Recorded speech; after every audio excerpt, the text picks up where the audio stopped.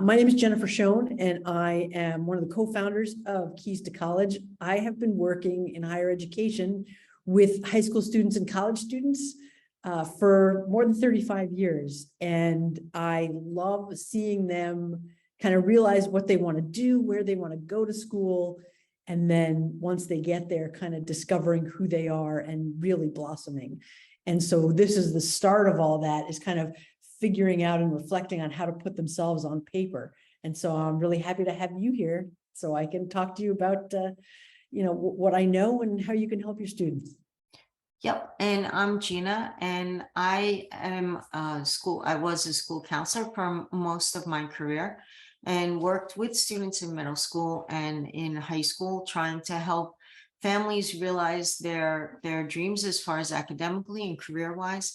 Working with the younger students was always something that I loved, because you can put a bug in their ear and really change the trajectory of their college experience just from middle school and high school. So welcome, both of you. We're very happy to have you here. And Jen and I'll do the best that we can to make this, tailored to you and your interests, as well as informative to our larger audience. Yeah, and feel free to ask any questions that you have as we go along. So there are four things we really want to make sure we cover today. The obvious one is the why. What are supplemental essays, and why are colleges even asking for them, and why maybe even some don't ask for them? How you can guide your students to do the research that's required to give a very good answer to these questions, because it's supplemental essays are very different from the required essay. We'll talk about some good ideas and not so good ideas for topics, and then we're going to close by talking about how your first sentence can really hook the reader and get them interested, and then how you can write a meaningful conclusion that really brings home to the admissions reader what it is about your student that they're trying to share. We'll start with the very first one, which is, why do colleges even ask for these? So most of the colleges that ask for these are the more selective institutions. And they are doing this for multiple reasons. But the biggest reason is to see what the fit is of the student who's applying to the college campus, and to check out what the potential contributions are. It's also another way to get more information so that they can rely on it to make those tough decisions about who they're going to admit and who is not going to get in. So what they're thinking is, the more information we have, the better. And so they're asking for some very specific information based on who they know succeeds at their institution. There are lots of different types of supplemental essays. So there's the why question, which is like, why are you considering our college? Why do you want to be admitted to our school? Then there's the second one, is, what are the activities and interests that you love to do? It could be what you're passionate about. It could be, what you do on the side, but they want to know, again, what are you going to bring to our campus community, which is the question that everyone is asking about the essay. The third one is really specific. Oh, Cody's joined us. About community contributions. How are you going to contribute to, how have you contributed to your high school or your community where you live? And what kinds of problems are you looking to solve with what you learn, with what you do in your spare time? And then the last one is, of the big four, they typically fall into these four categories, is, what do you do for fun? Like, what are you reading? What are you watching? What are you listening? And that there's some ways that's a little bit of a trick question, because, obviously if you're watching, be a good answer on the college essay. So you want to think about, what's something that I really am watching that's authentic, but that also says something, about what I value. And I don't know, if you value the Kardashians, maybe that's a good example, but I would leave that to you to decide. So I think this goes really well with our conversation just a little while ago, which is, how soon is too soon, or how preparing early on in a student's search, how does that help you in the application, and how does that help you gain acceptance to a school that you would absolutely love? One of our guests, Beth, you were able to go to the school on a visit, and hopefully some of the information that we shared about what to look for in a school and how to really keenly look for certain things in a college, how that helps you decide whether to put that school on a list or not. Well, the same principle goes for writing your supplemental essays. If a school is on your list, it's because it really fits you and what you're looking for. So that's the foundation, that's the starting point for all of this as far as writing an essay. And it all starts with research, looking at the schools critically. Yeah, I mean, I think it's a combination of two things. It's the reflection on why you feel good about this school, why it fits you. And, for you, Beth, having your son think about like why Syracuse or why Cazenovia may help him really realize, oh, Cazenovia is better for me without you putting too much like nudging in there. So reflecting on why you feel this college is a good fit, and specifically why, not just I like the location or, I like the weather there, but what is it about it? Is it the academics or is it the activities? Is it the feeling that you got, and where does that come from? That kind of reflection is very important. Then the flip side of that is the research piece. So knowing the college. So if the supplemental question asks specifically about your major, you understand what that college offers about your major because you have done the research on what that's going to take. You can get this information from a large variety of places. You can go to campus, you can ask a school counselor, you can ask friends. The student can ask their friends if they have any friends that graduated before them and are attending a school. Those are all great places to learn about a school. In fact, an alumni even is a good person to take a look at, because if they can speak to the school and about what the initiatives are at that time when they were in school, or now if they're getting any newsletters, what the school initiatives are, those are really important things to factor in when you're looking at the research and you're trying to reflect on a school. The website, big deal. Of course, you can get all the information that you need. Social media is another really great place for it. And any type of visits that you have. We suggested last time to Beth that she keep a journal, that the student keeps a journal and that the parents keep a journal when they go to schools or talk about schools or think about schools. And Angela, it's never too young, it's never too early to start a college journal. And you start to write down, what are people saying about schools? What are the trends? What are the patterns? What's happening in that school? Do you see them in the news? Are they in US News and World Report? Are they on BBC? Like what are things that are being said about this school? And how does that match you? Those are all things that go into this supplemental essay when it comes to brainstorming and doing your research. Yeah, and especially as your students, your kids kind of discover what they're good at and what they like to do, that can go in there too as you see their development, because that will also help you kind of steer them to what it is they might want to do. Yeah, and a perfect example of that is looking at the college's social media page and their admissions page.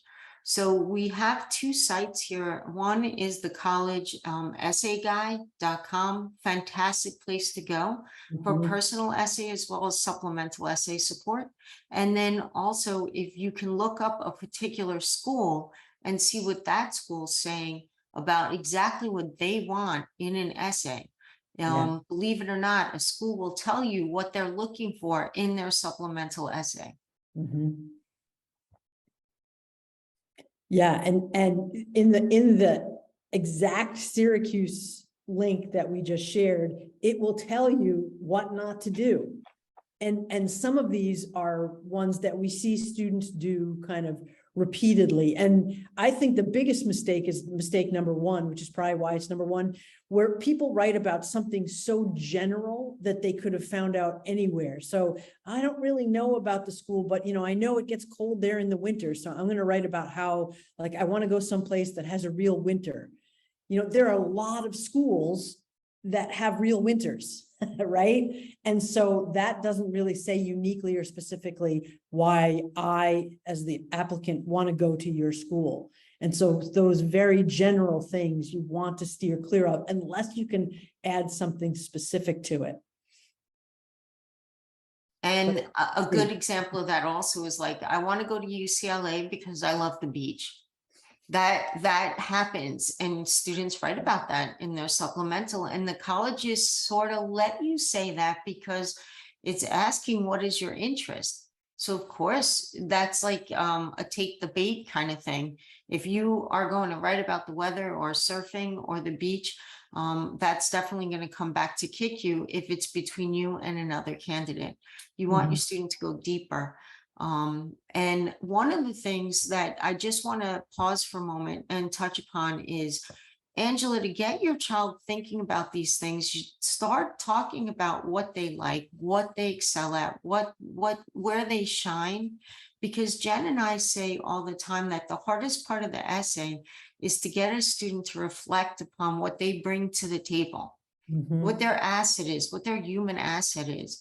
And the sooner the better when it comes to these dinner time conversations, which is, what do you bring? How did you change your school today? How did you influence your team or your orchestra? What was your role? All those are questions that are going to really benefit you when it comes time to write the essay, because many students have never actually had the time or the chance to reflect upon their inherent value. Yeah. Yeah, and can I just point out one other thing about this slide about the not to do? You would be surprised, number 3, when I was reading just hundreds of applications a week, for the University of Washington, how many things we would get that would say like, and I'm so excited to go to, Washington State, or I'm really excited to go to the University of California. And I'm like, well, that's really good because you're probably not going to get in here. Now, granted, that one mistake is not going to make or break them, but it might if there's so many applicants that they're really getting down to splitting hairs to select who is admitted and who is not. So we'll talk about proofreading later, which is where you can help, but you would be surprised about the number 3. How many applicants are just send in like the same essay to everyone and don't really check that out. Yeah. So this is really a fun place to start and say, these are the big mistakes, or really the easy things to fall into, but we're going to try and take you a little bit further than that.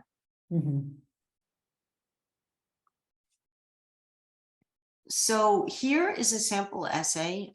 We did take it from Syracuse only because we're using that model, not because we're plugging Syracuse, but why are you interested in Syracuse University, and how do you see yourself contributing to a diverse, inclusive, accessible, and respectful campus? That's a really good question, and that's a question that's going to come up over and over again. You can take out the word Syracuse University and put almost any school in there, because schools are asking on the supplemental essay about diversity, inclusion, and respectful campuses. Right. And in 250 words or less. Yeah.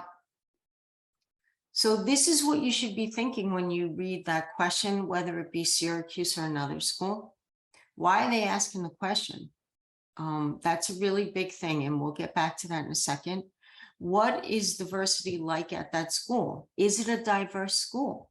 Is it a historically Black school or school people of color? Is it a predominantly white university?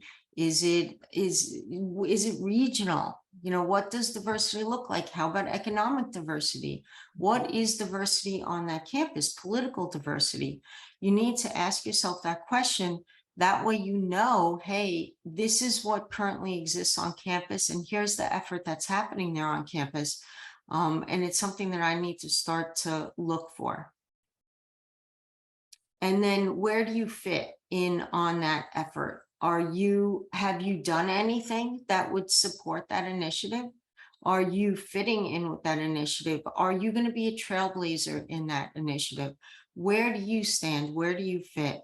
Those are the really big things. And if they're trying to expand their community in a particular area, if it is a homogeneous group and they're trying to bring in more diversity, where do you fit in that formula, and how can you best help them achieve that initiative? Mhm. And, and it doesn't mean that, oh, if you're a white male or a white female, like, oh, there's no way, because now you're No. not into diversity, because they're defining diversity very broadly. And really what they're looking for is, how do you define diversity? What does it mean to you? And then how are you going to sort of add to this campus based on, your attitude, your willingness to be inclusive, and your ability to respect others. And so that's really what they're looking for. Any questions on this at all?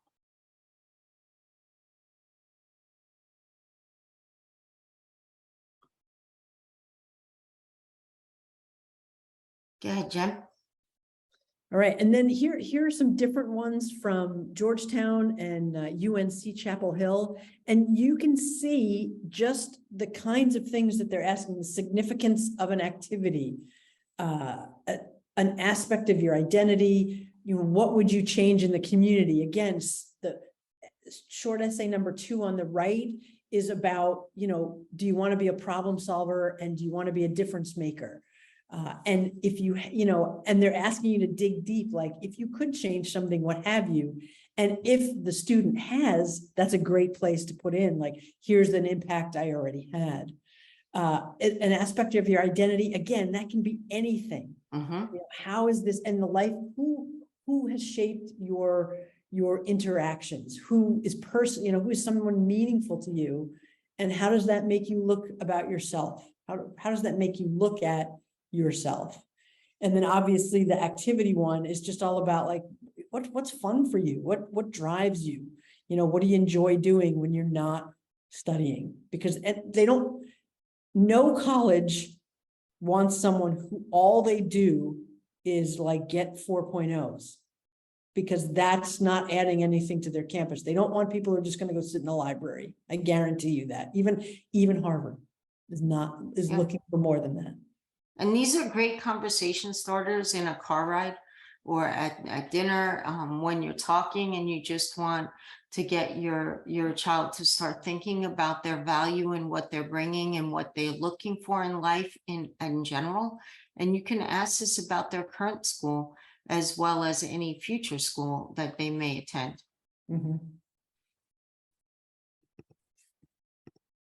All right, so how do you select a strong topic? Yes, the ultimate question. I mean, it's always about meaningfulness. That's a word. So it's always about you helping your student pick something that's meaningful to them, not something that, like, oh, I think this is the most impressive thing to the admissions counselor, because they don't know anything about the admissions counselor who's reading their application. It has to be something meaningful to them, and that makes a powerful essay. The essay should show what they're going to add to the community. And a lot of the times, if they follow number 1 and choose something meaningful, it will automatically get to number 2 and cover what they're bringing to the community. And then finally, they shouldn't repeat something that's elsewhere in their application. They can expand on things that are somewhere else in their application, but they don't need to list or sort of reiterate, well, as you saw in my personal statement, in my required essay, I did this, this, and this, and this is an opportunity to share something different. So really make sure it can be, like I said, continuing on a theme that's in the application, but not that they've already spoken on. And the thing that it starts most with is the beginning, the hook. The hook sentence is always a big deal in the personal essay and also in these supplemental essays, but you don't have to look at it as a sentence. It can be a paragraph, right? The first paragraph, the first few sentences. A lot of times people get really bogged down on the hook sentence. it doesn't have to be black or white, one sentence. It could be 2 or 3 sentences that really bring your reader in and show them that you know what you're talking about. Mhm. So here are some examples of like just short 2-3 word hook, 3-sentence hooks that you'd be able to learn a little bit about. So So the first one is, tell us why you would like to attend the University of Wisconsin-Madison. Again, this is why our school. In addition, so it's a two-parter, please include why you're interested in studying the major you've selected. And if you are selecting undecided, describe your areas of possible interest. So it's perfectly fine for a student to go in undecided, but maybe you have some ideas, maybe your student has some ideas of what they will and won't do. So the answer is, as a business emerging leaders scholar for the past 2 summers, I have a unique perspective into the University of Wisconsin and the business school in particular. The Bell program was a gateway to explore the vibrant community of diverse students, active campus, and rigorous curriculum. So already the student is saying, look, I've been on the University of Wisconsin campus. I have participated in the community. And so I'm bringing familiarity, I'm bringing in a leadership, and all just packed into those first 2 sentences. The last one, which talks more about an experience inside or outside the classroom that, you know, is related to your major choice, and much shorter essay, so you have to watch your words a lot more. They just said, I was inspired to open my own bicycle repair shop at the age of 14 after reading Adam Grant's original, How Nonconformists Move the World. And so you get so much information in that one sentence that, like, as a reader, I'm looking at that, I'm saying, ooh, I can't wait to see how they're going to unpack this. Like, tell me about the book. What was inspirational? Why a bike shop? Why do they think of themselves as a nonconformist? So much in there to get me wanting to read more as an admissions application reviewer. And as far as a conclusion goes, that is the same kind of thing. It doesn't have to be anything that you see in an essay. It doesn't have to be a 5-paragraph essay, a formal essay with a conclusion. Your conclusion can definitely tie it into something that makes you special, something that's going to make them understand who you are, and you can have fun with the conclusion. The conclusion of a supplemental essay can be something that is going to tie into your personal essay. It could tie into something fun, something that you can't wait to be doing there, or it can reflect on something that you've done in the past and say, wow, I can't believe how much I've changed. You know, when looking back at who I was at that time, like, you can say some really fun things with this conclusion. It doesn't have to be anything formal, but it definitely should support your major theme throughout your entire application, if that makes any sense at all. Yeah. I mean, I was in band for 4 years in high school and then 4 years again in college. And the band directors always said, like, make the beginning great, make the end great. And if you mess up in the middle a little, people won't remember so much. Right. If the end is great. Now, do we want them to mess up in the middle? No. But if they make that strong conclusion, so the person then, you know, closes the folder and is like, wow, this student is going to bring this, and it sticks in their head when they're writing their notes, I think that's really powerful. Yeah. And you can, as I said, you can bring in humor here. You can state something completely different. You can add some imagination and have fun with the conclusion. The meat of it needs to be pretty on point, but the conclusion, you can use those words to have a little bit more fun. Yeah, and that research piece is really going to come in handy. Another way that you can help is to offer to proofread their essays, all of their essays, including their required one, but the supplemental one as well. And always make sure they answered the prompt. One of the things that I see when I see students answering supplemental essays is the supplemental essay will ask sort of 3 questions in one, and the student might do a really good job answering one of the 3. And so I'm going back to saying, but wait, you didn't answer these other 2. So check that out as you review it.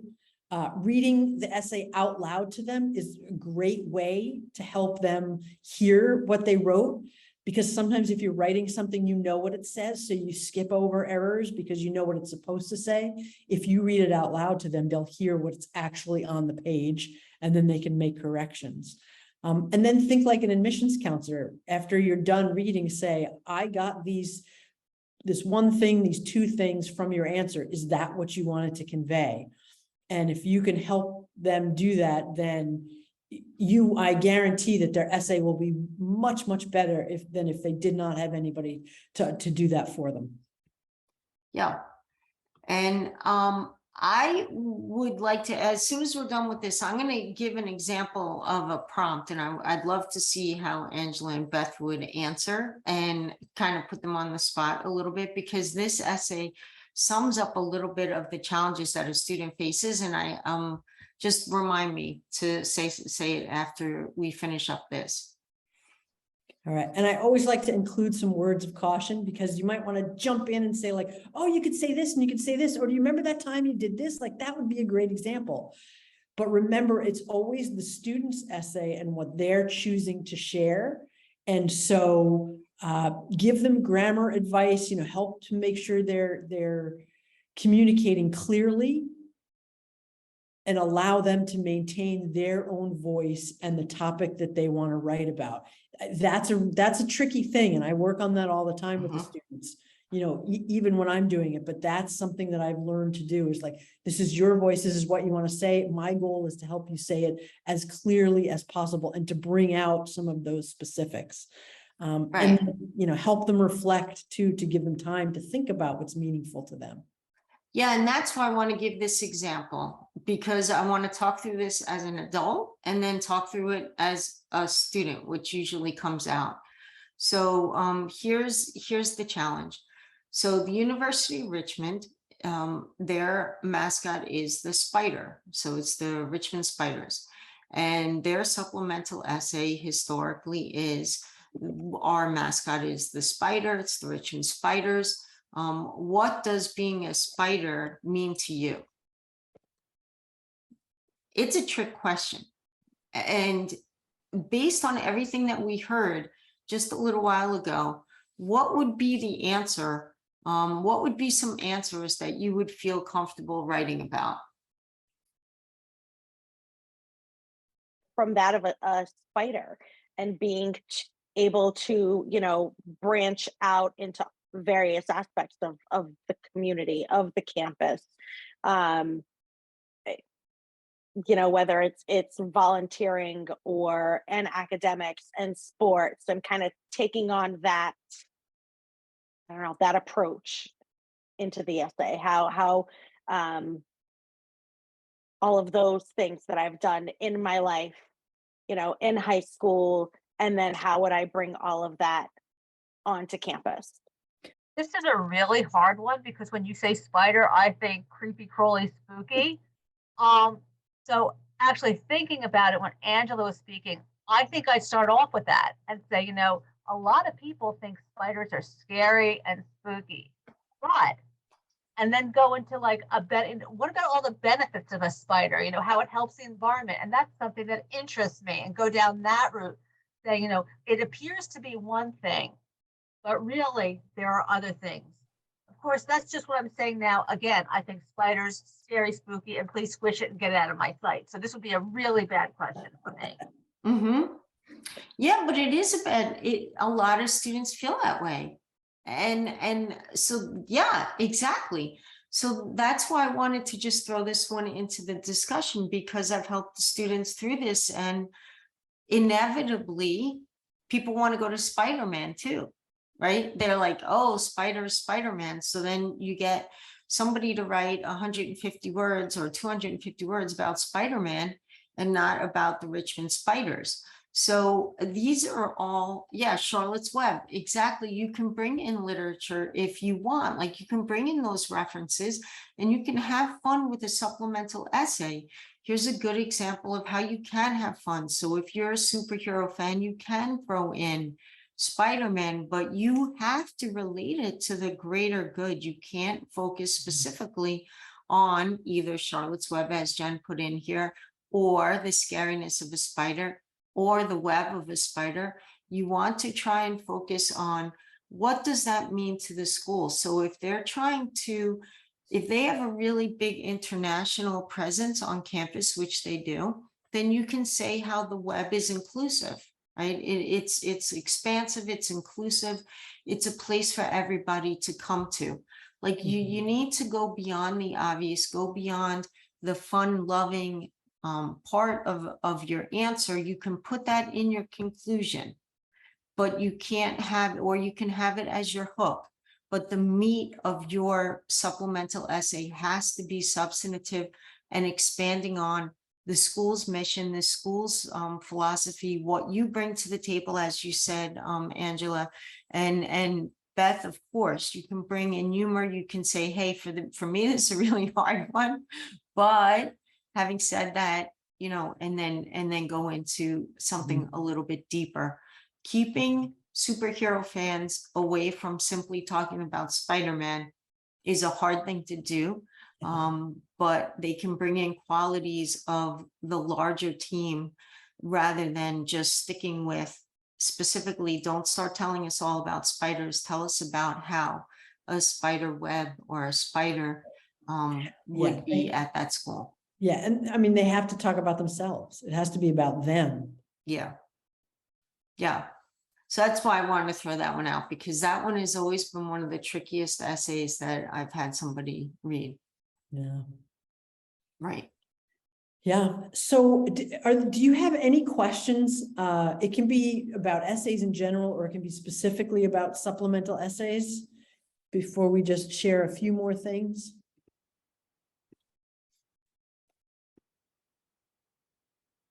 Beth is good.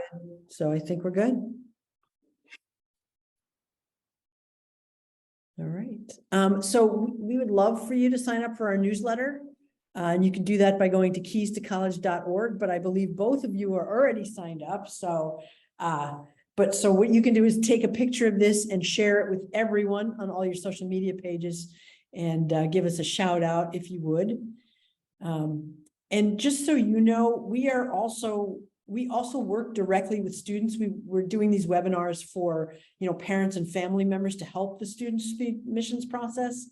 But we also would love to work directly with your students. So we do sort of weekly meetings in our private Facebook group. We'll meet with the students individually as well as in small groups, have Q&A time, and we work with families too. So if you and your student are trying to figure something out, you can come to us as well. And we will work with all of you to try to get to where you want to be in the college application process. Right now we have 3 different, is that the next one? Yeah, we have 3 different packages available, and we're giving all our newsletter subscribers and attendees to our webinars $100 off any of these packages. And they're just different in terms of the scope of what they offer. So the sort of soup to nuts, the common application, the FAFSA and scholarship applications, that's one package. If your student just needs help going through everything that's part of the common application, that's the second package. And then maybe they're just like, I think I have everything here, but I really need some professional help on the required essays and a supplemental essay, then that would be that final package. And so all of 3 of those, we have, I think the next slide, this slide says it, over 70 years of experience in admissions and helping students do essays and go through the application and the FAFSA and find scholarships. And so we're perfectly ready and willing to serve you and your students to do that. Right. And if you don't see anything on this list that interests you because your student's younger, they're at a different point, you need help brainstorming about the appropriate colleges to look at, how to conduct a tour, how to debrief on certain college tours or information sessions that you've seen, then we can put something together specifically for you or your family, because of either Jen or I would certainly love to be able to walk you through whatever stage in the process you are at. Mm-hmm. And our webinars provide a lot of good advice too. So you're welcome to go through those. They'll be up on the website, on our YouTube channel. and our podcast as well. So there's lots of places you can find the information, but this is really us spending time with you and your student to walk through all of those things. I mentioned that we have a special right now for you. You're welcome to bring friends along too, and everybody gets the $100 off. Know that we work with your timeline. So if your student says, look, I really want to apply by November 1st, because that's, or November 15th, because that's the early decision deadline or the early action deadline, we will work with them and give them, exactly what they need to do, a plan to get it done by then. And then if you want more information or you want to sign up, you can, grab a photo of this. And, we will absolutely be reviewing all the signups so that we can get these groups started as soon as possible and probably as early as next week. So we asked you if you had any questions, and I know this topic is easy. It's nice and clear and fast. But if you have questions about the stage that you're at or anything that pertains directly to your child, feel free to reach out to us. We will answer right away. And here is just our very first tile for the podcast. And again, we will share this presentation with you via email, and you'll be able to take a link right to listen to all the recordings that we have. Absolutely. And this is always our ask. The only thing that we're looking for is a shout out on your social media. If you can tag us at K2C College Guidance for Facebook and Keys to College on Instagram. Yeah. And any feedback that you have, you have our email address, you know how to contact us. We would love to hear what questions you have. What are some other areas that you need help in? Because as I said before, like, we're ready to serve your student. We're ready to serve you and your family as a way to de-stress and demystify the college admissions process, because we know what it's like.